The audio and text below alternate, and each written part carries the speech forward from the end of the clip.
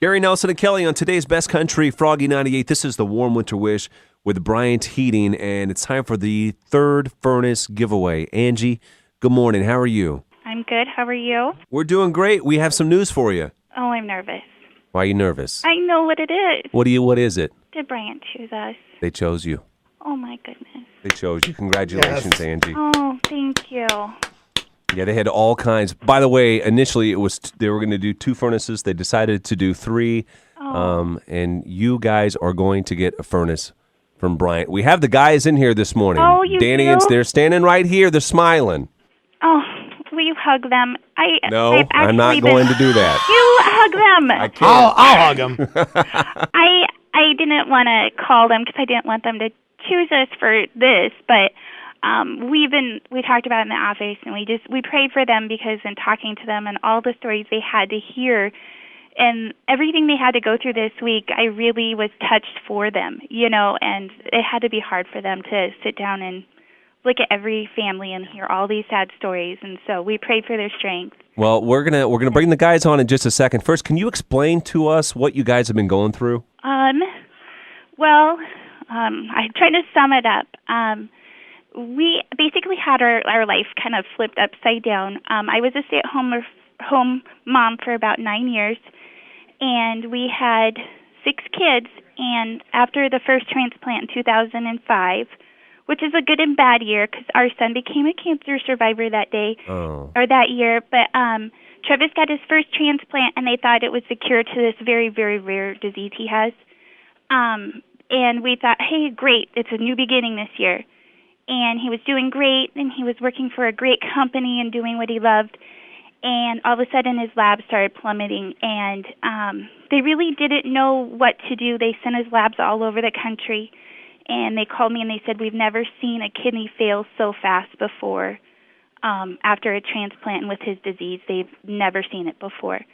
And they know very little of the disease. They're starting to know a cure, but Travis used to be a really big guy, strong, and he's lost most of his muscles, and it got to the point he had to quit working, and it broke his heart because he was always the provider. And I had to not work for a while because he lost the ability to really care for himself. To take care of him, sure. And he's now down to skin and bones, and he's trying to go to school now. He's better. He's doing a little bit better. His other kidney over-rejected after 6 years, right after we had our 6th baby. And so they had to take that out, and he does dialysis every night for 8 hours, which we're so blessed. He has a great team. And he's starting to do better, and I work, and he's kind of a stay-at-home dad now when he can. And we have a great team around us that helps with the kids so that I can work and try to provide for everybody. And I've taken them up to Omaha and Mayo. It's going to be really hard to get a kidney, but we're trying. And I'm not a match, but I'm going to get on a list for Omaha and Mayo too. It's kind of like a wife swap. I'm going to give somebody a kidney, and I go up this spring. I'm going to give somebody a kidney, and then somebody will give Travis a kidney. Oh, my goodness. Wow, I can't believe you guys are going through all of that. We are strong, and I was telling the guys, our house, we were supposed to move to a bigger house because we live in a tiny house, but then you go somewhere in public, and we all kind of migrate to each other, and we are thankful for things that we never thought we'd be thankful for. And what's up with the furnace? It's just been kind of coming. It's been, a couple of days ago when we got the coldest night of the year, I'm putting the boys to bed, and it goes out. And I'm like, oh, goodness sakes, what are we going to do? And I told my friend here at work, I was kind of whining about it.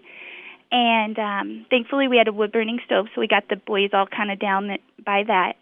And she heard the Bryant thing on the radio that day, and she goes, it was just the weirdest thing. And so she said, I'm going to enter you, and that's how it is.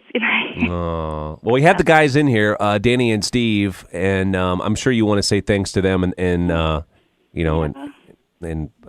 you guys have something to say to her as well. Hey, Angie, this is Steve. I was the gentleman out there that listened to your story out there, and it was one of those where we thought we just needed to step in and hopefully give you that boost that you guys need. You guys seem like a fairly strong family, and as far as the kids go, I know you and I had kind of a little connection with kids. So it was it was pretty easy to get you nominated, and at least it'll be one thing that's off the plate you don't have to worry about, and you can concentrate on what you need to get fixed. Thank you. Thank you very much. I have everybody in the office crying right now.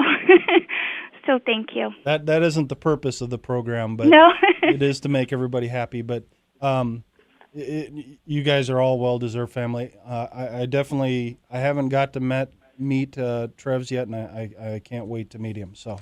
Well, thank you so much. Again, congratulations, Angie, and you guys hang in there, okay? All right, thank you. Yeah, I just kind of want to finish up here, and there's a number of people I need to thank. First of all, I need to thank you guys at Froggy 98 for promoting this. You help us bring some warmth to people every year. Also, I want to thank the Bryant factory. They really stepped up to the plate this year and told us anything we needed, they'd get us. And also our distributor, Comfort Products, what the factory didn't do, they stepped up and took care of also. And a big thank you to a lot of the Bryant employees, because they're actually doing this work on their own time. Wow. Well, thank you guys. Not a problem. Thank you guys.